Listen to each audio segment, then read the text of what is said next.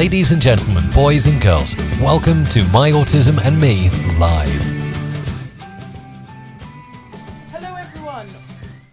Hello everyone, welcome to My Autism and Me Live. If I miss anything up now, we can't change that because we are live. I'm joined by my mum like I am normally on the podcast. Hello. Better change the screen. There we go. During this live episode, we are trying to raise money for the National Autistic Society because today is World Autism Awareness Day. There is a link in the chat that you can use to donate. 100% of all donations go to the National Autistic Society. I'll get more on them later. I'm just going to quickly make sure that this stream is working properly and that you can hear us. Let's check. Yes, you can hear us, which is brilliant. Might have heard of a bit of an echo there. Though also today I got a new jingle done, which you heard at the beginning there. The Welcome to My Autism and Me Live.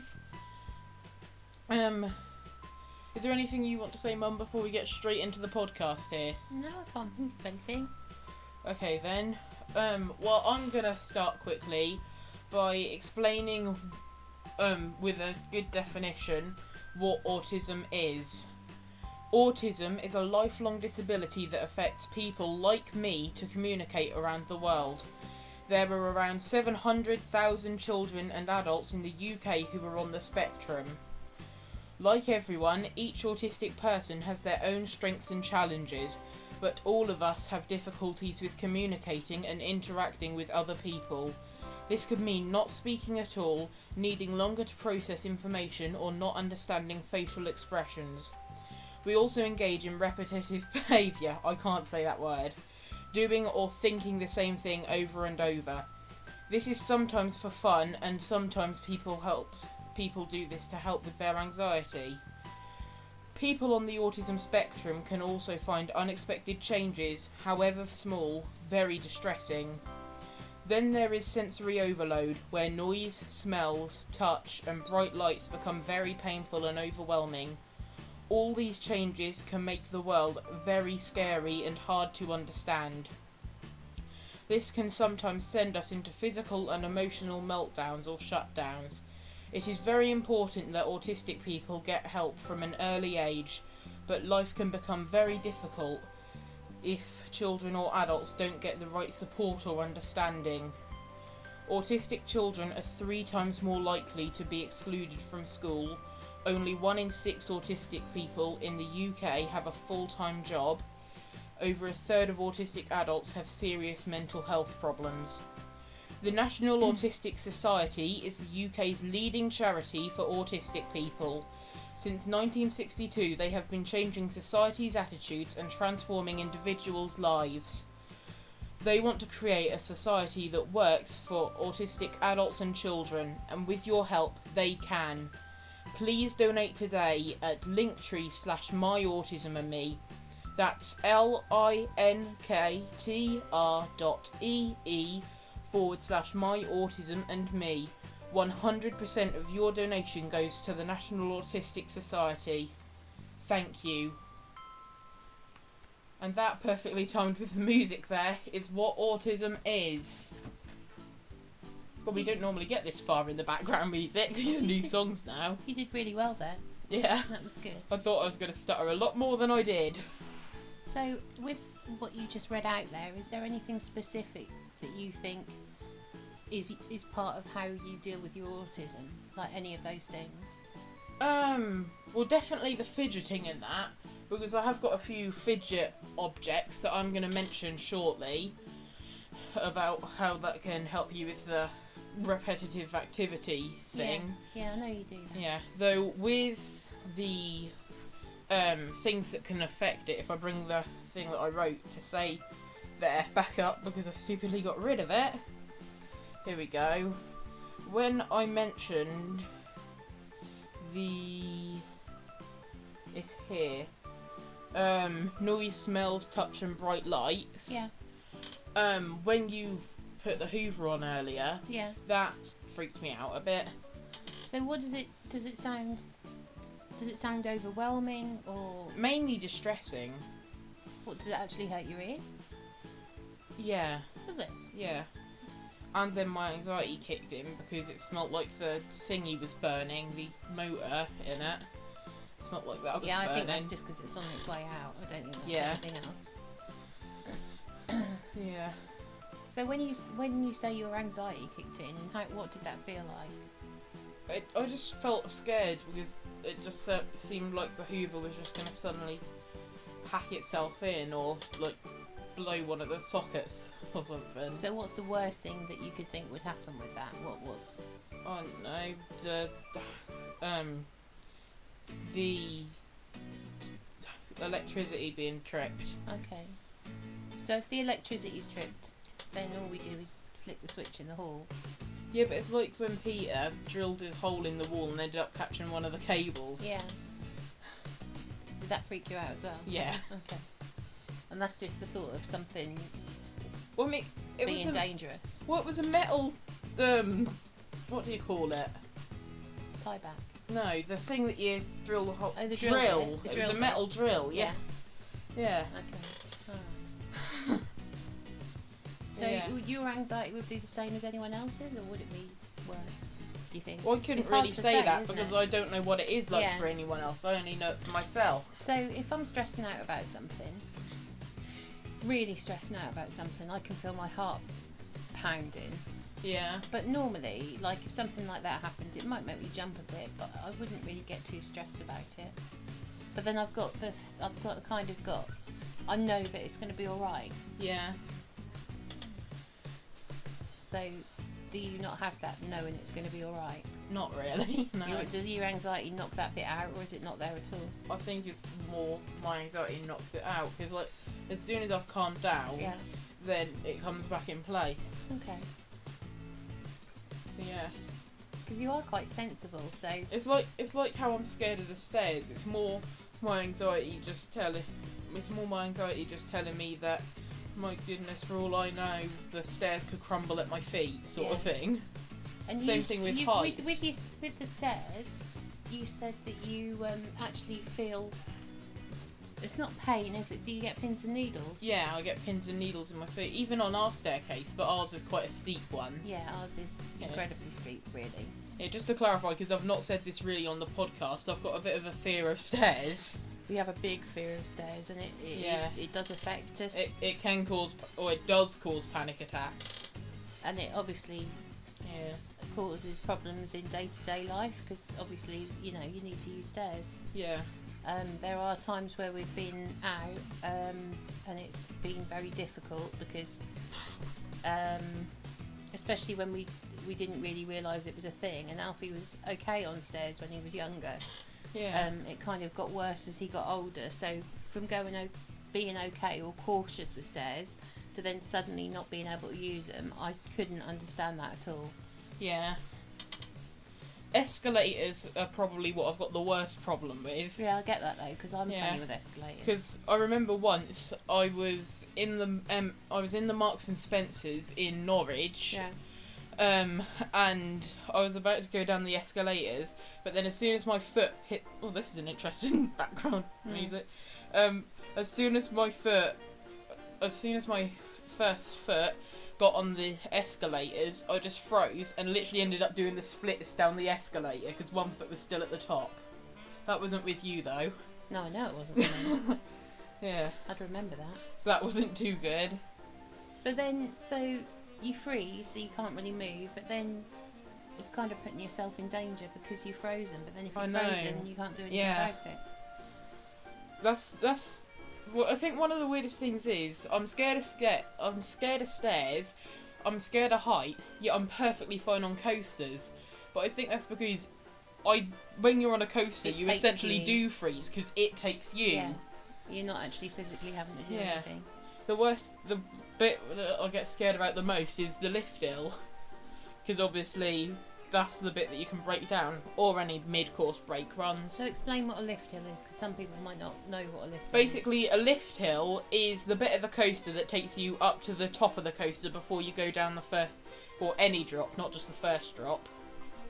And then the brake run is, as the name suggests, just a load of brakes to slow the train down. is. Okay.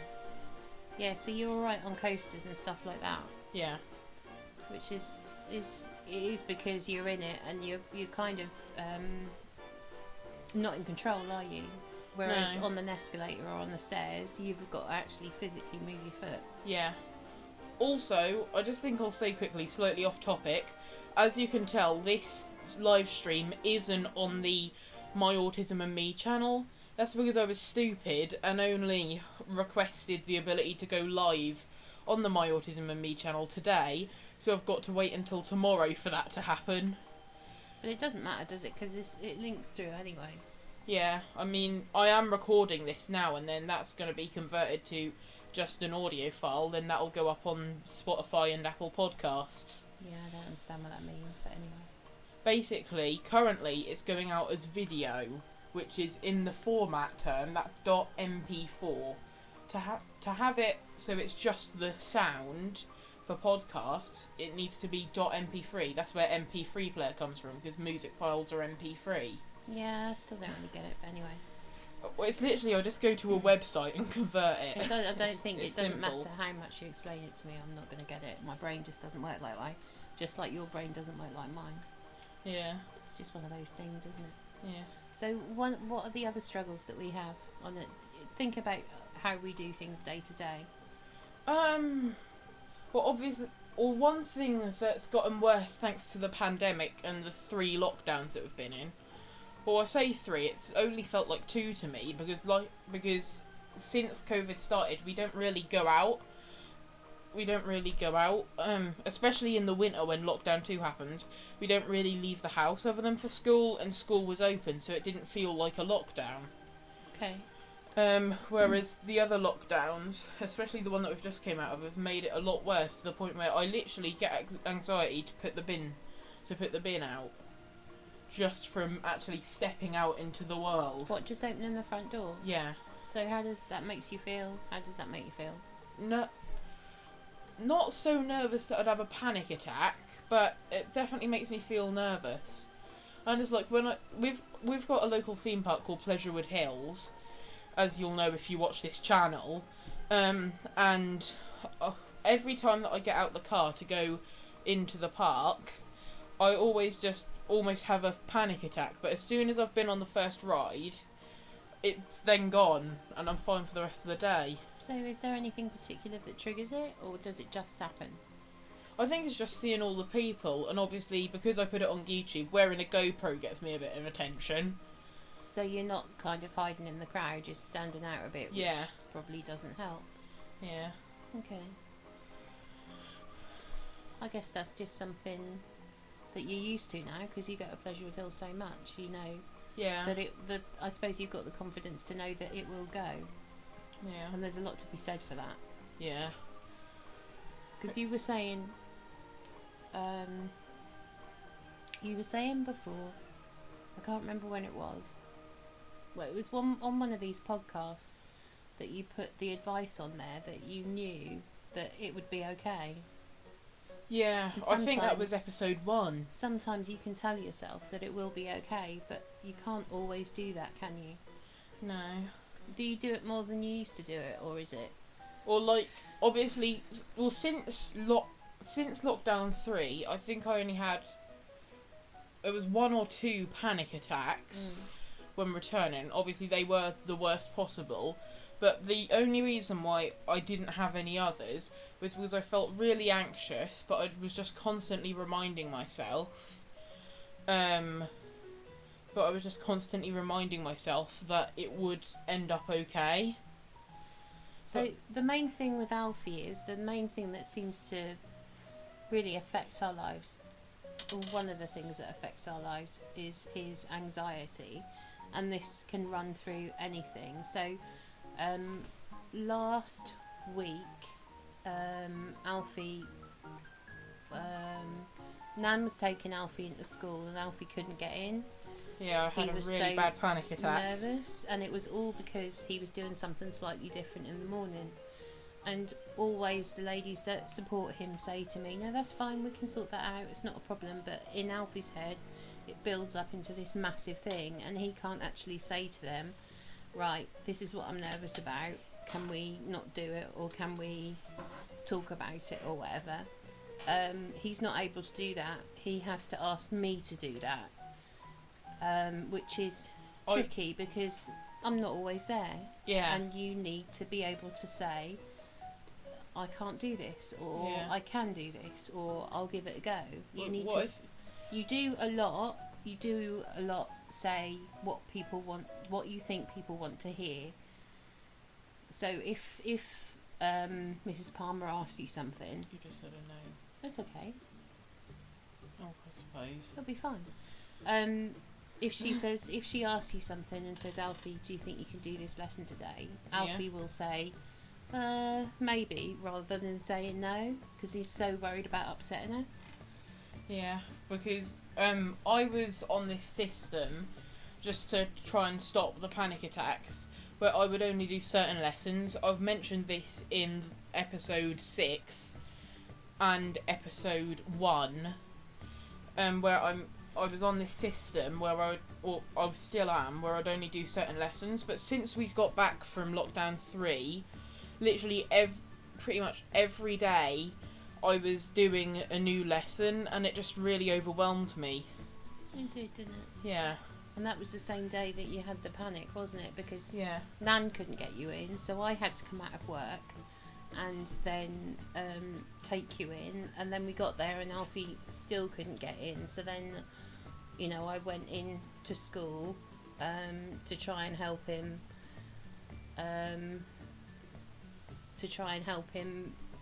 Actually get into the class that he needed to be.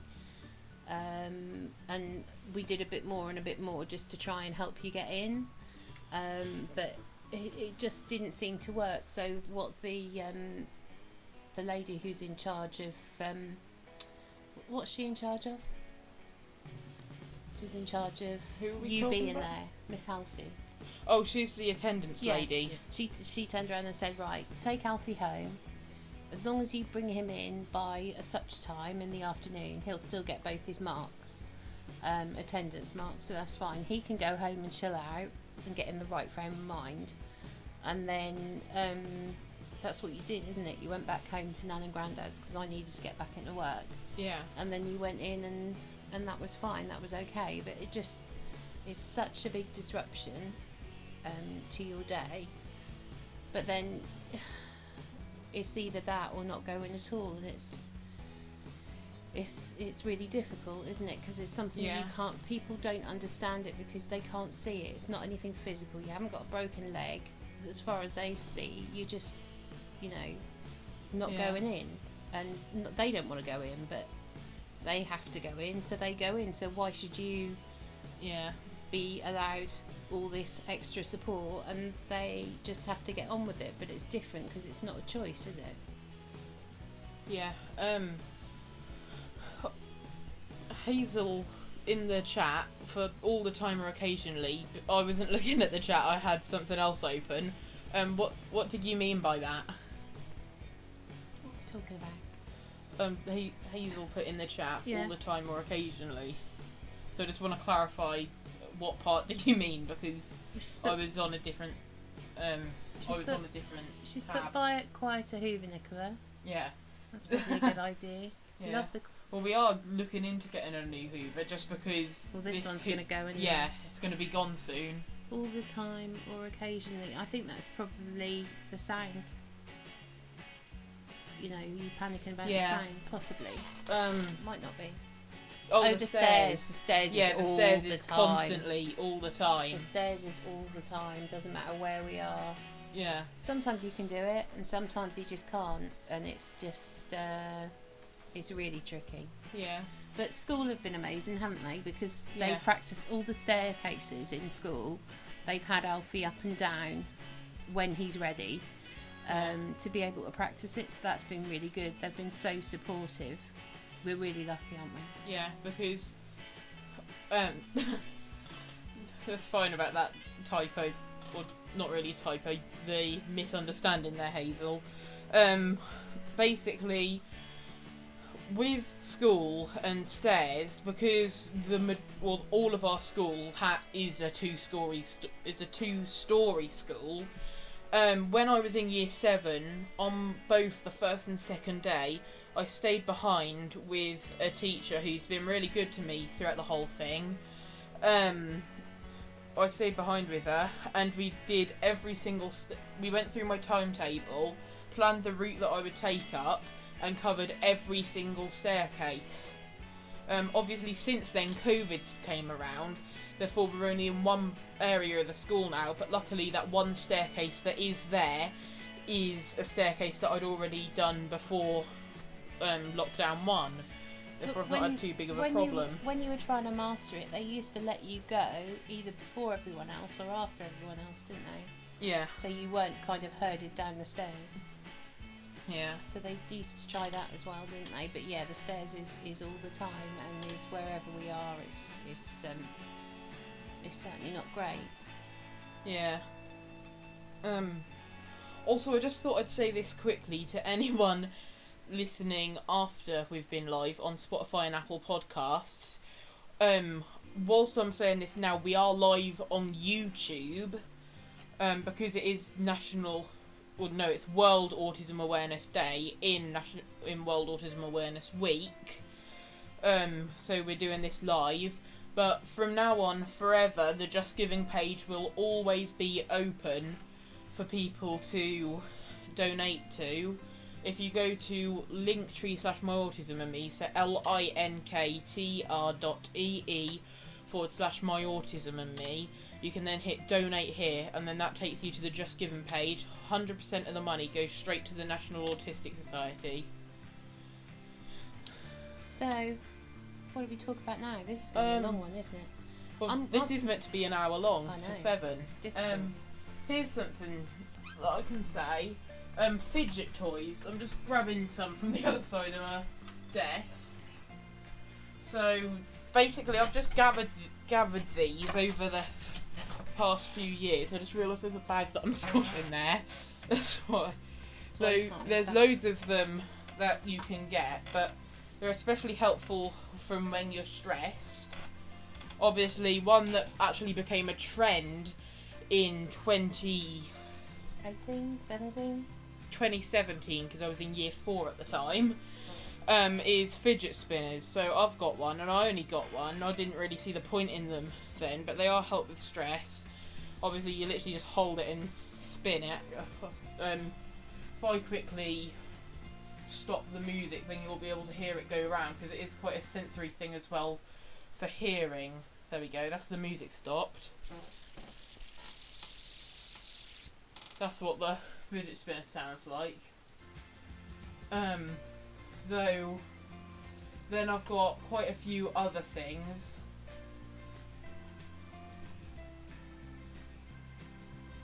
You've stopped talking, we can't stop talking. I know that, I'm just looking at a comment that's gone through from a listener that I've not actually seen before, but it's lovely to have here. Thoughts on misdiagnosed autism? I do just want to say before we say anything, we're not professionals. I only started this to raise awareness of autism because I have it myself. And obviously this episode is raising money for the National Autistic Society.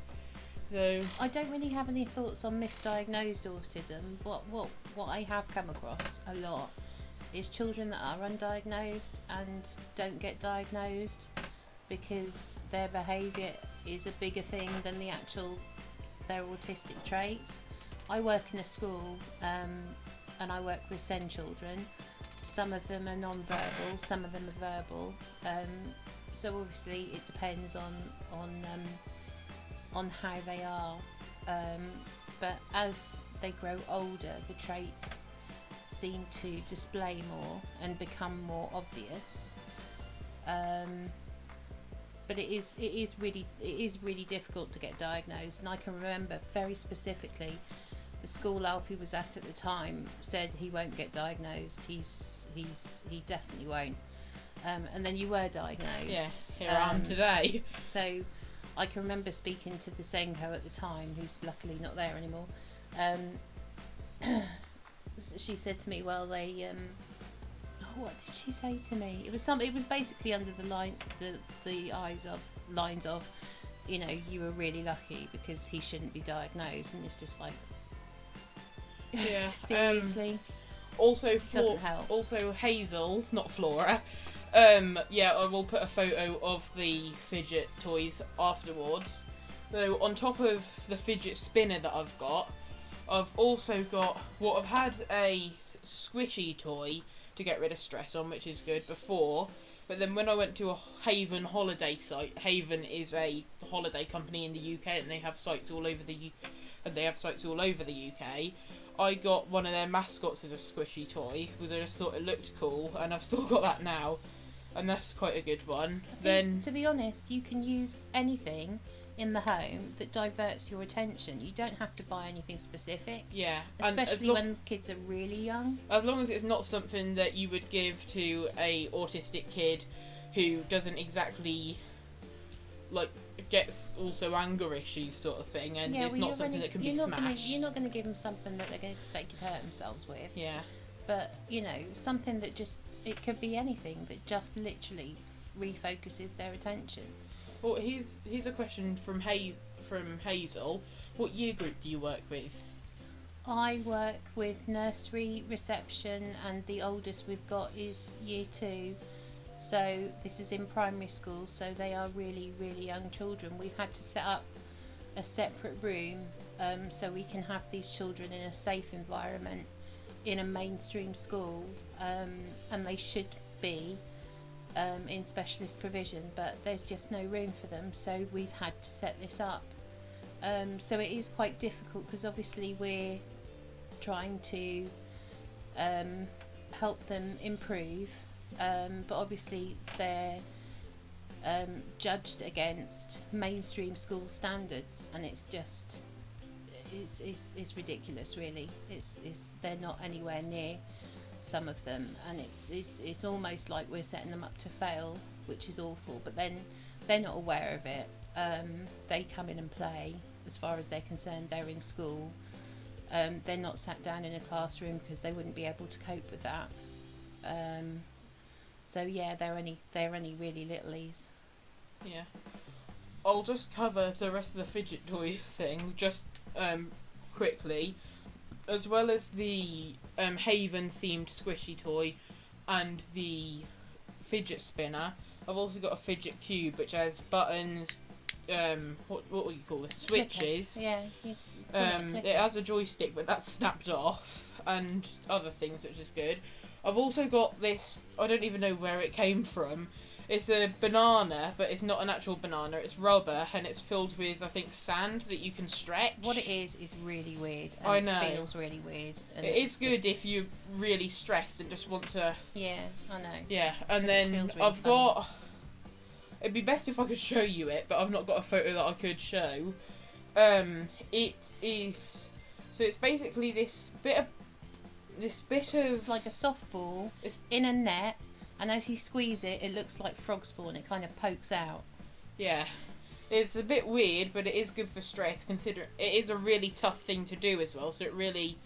If you're feeling angry about something, it is really good. It takes quite a lot to do. Yeah, so that's it for the fidget toy talk, and then after the stream I'll put it up on the Discord as Hazel's requested. It is really good in mainstream school that we have this provision, but we have it because we have no choice, because these children wouldn't be able to cope in a classroom, and it's unfair to expect them to. And it's not just unfair on them, it's unfair on the other children as well. So really we've had no choice at all. Yeah, it does sound a bit gruesome, Hazel, the frog spawn like fidget toy. I think you'd recognise it when I put the photos up on the Discord server. Yeah. There's lots of them about, isn't there? Yeah. I can't believe we're already halfway into the stream, actually. No, That's gone really quick. We've done really well. Yeah. Wasn't there something you spoke to me about earlier that you want to talk about? Yeah, really on how Alfie being Alfie, how it affects our lives. Alfie's got a sister, so there's 3 of us at home. Me, Alfie and his sister. She is younger and she is dyslexic, so she has her own issues that she has to struggle with every day. So it's quite difficult to be able to support them both and work, but you just do and you just get on with it. But Alfie really does. Alfie, he has these moments where he'll have this idea about something and it's like an obsession. I noticed this myself. It's not something that can wait. He goes 110 miles an hour. It's not something you can ask him to just stop or wait a minute or anything like that. Once it hits, he won't stop talking. And Alfie, when he talks, he won't say, "Mum, this happened today at school." He'll give me the whole background story that'll take half an hour. So it's like constant, doesn't stop, keeps talking about it over and over. And then the next day I'll wake up. As soon as he wakes up, he'll hit it again. And he'll hit the ground running and he'll just keep going. But it's just really, it is difficult because it's really overwhelming, and I find it overwhelming, and it does have a massive effect on our lives. Like, if Alfie's not having a good day or struggling, we can't go out. And it is really, can be really, really isolating as well. But we just cope with it and get through it the best we can. I find it really hard to say to Alfie, "You need to stop because you are driving me nuts." But I don't want to upset him because he can get really angry, and it's not that I'm nervous or anything. He wouldn't do anything to hurt us or anything, but it's just hard to know when you can say stop and when you can say it's okay to say stop. It's okay to just please stop for a minute. Like I say, it can be really overwhelming, and I've lost what I'm saying really. Have you got any thoughts? Not really. Do you understand that when I talk? Do you I do recognise understand it, yeah. any of that? And do you A understand? bit like how last night, after listening to Mixed Online raising money for the National Autistic Society, I thought I would sort of do the same thing, because I wanted to do a special edition of My Autism and Me for this week anyway. So then I came up with doing it live, and literally that was all that Mum heard until her head hit the pillow last night. And as soon as I get up, it starts again. You do it again. Well, the only reason why I said it again this morning was just because you seemed quite tired last night, and it just seemed as if you didn't, like, you couldn't think straight with it. But honestly, that is how it's felt, and it's amazing that you pick up on that. Yeah. Because some people wouldn't. Yeah. God, this background music is really weird when we hit about the 30-minute mark. Is it? Because we normally don't go over about 6 minutes, therefore it's always the same songs. What about the second to last one by Hazel? That's what I'm trying to read. You talk about something. I'm not sure what to talk about now. Hang on, just be quiet a minute. Basically, I diagnosed myself, and ever since I woke up, my social skills just suddenly appeared out of thin air. I don't know how I gained that ability. Good job on doctors and therapists for lying. I think basically I was, like, typo. Yeah. Misdiagnosis, as he asked about earlier. Oh yeah. Yeah. It is. It's the trouble is you're expecting somebody to be able to totally understand what you go through and how you feel, and the GPs do have an awful lot of experience and stuff, but some of them just don't get it. And it's not just the GPs, as well as people that specialise. Sometimes they just don't get it, and you're reliant on that one person to help and give you a label that could help you get through life. And if they decide that's not a label that you need to have, that can affect everything, and it can make you feel that there's something wrong with you because you know you feel this way, but so why can't somebody diagnose me? You're so reliant on other people, aren't you? Yeah. You really are. And it's a hard place to be in, it really is. Yeah. This is certainly one of the longer episodes we've done. It is, That's isn't it? for sure. We do really well. So now that it's been over half an hour, I'm just going to give a quick... Okay, right, I'll bring the microphones towards me suddenly, just whilst Mum nips downstairs. Right, I'm just going to quickly give a reminder of an in-depth description of what autism is and how the National Autistic Society helps. Autism is a lifelong disability that affects people like me to communicate around the world. There are around 700,000 children and adults in the UK who live on who are on the spectrum. Like everyone, each autistic person has their own strengths and challenges, but all of us have difficulties with communicating and interacting with other people. This could mean not speaking at all, needing longer to process information, or not understanding facial expressions. We also engage in repetitive behaviour, doing or thinking the same thing over and over. This is sometimes for fun and sometimes to help deal with our anxiety. People on the autism spectrum can also find unexpected changes, however small, very distressing. Then there is sensory overload, where noise, smells, touch, and bright lights become very painful and overwhelming. All these changes can make the world very scary and hard to understand. This can sometimes send us into physical and emotional meltdowns or shutdowns. It is very important that autistic people get help from an early age, but life can become very difficult if children or adults don't get the right support or understanding. Autistic children are 3 times more likely to be excluded from school. Only 1 in 6 autistic people in the UK have a full-time job, and over a third of autistic adults have serious mental health problems. The National Autistic Society is the UK's leading charity for autistic people. Since 1962, they have been changing society's attitudes and transforming individuals' lives. They want to create a society that works for autistic adults and children, and with your help, they can. Please donate today at linktree/myautismandme. 100% of your donation goes to the National Autistic Society. Thank you. Just to clarify with that link, that's linktr.ee/myautismandme. So there is a reminder on what the National Autistic Society do. Though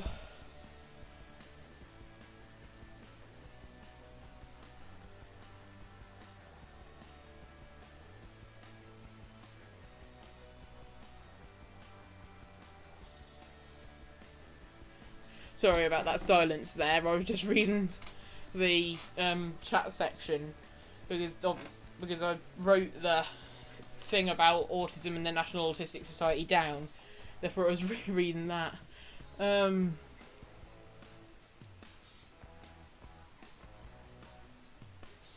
Yeah, as much as, like, with me, I think my social skills, regarding to what was that, Chilling with Chills said, I think I've got pretty good social skills, but I only really let them shine when I'm near people that I know. Like, it's different right now because I'm not physically seeing everyone who's listening. For me, I'm literally just talking into a furry microphone and just looking at a chat. If I just, there we go, move because Mum's back. Right, come on back in. Oh. There we go. There we go. I was just going over about social skills from what Chilling with Chills put. Yeah, you can teach social skills. Something you can't control, like screech and sound and physical.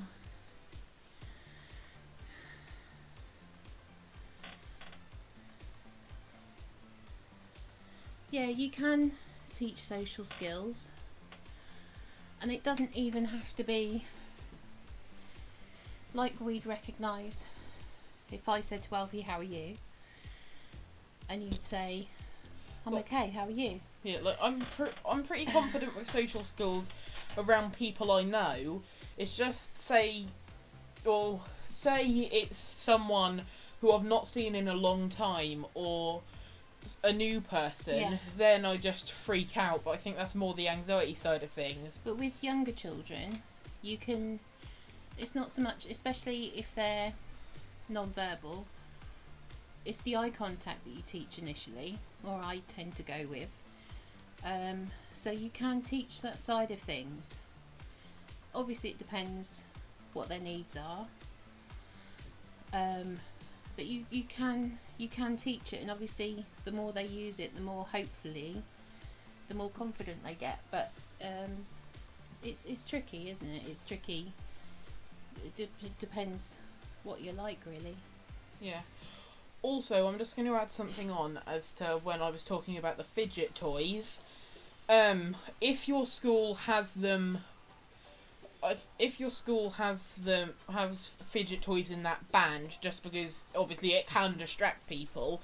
If you speak to the person who's in charge of special needs or someone who is a Senko person at the school, they should then be able to, or at least they then should you have physical, or not, should you have proof that you have special needs or a mental illness even, then they should then send an email to all your teachers allowing you to use them.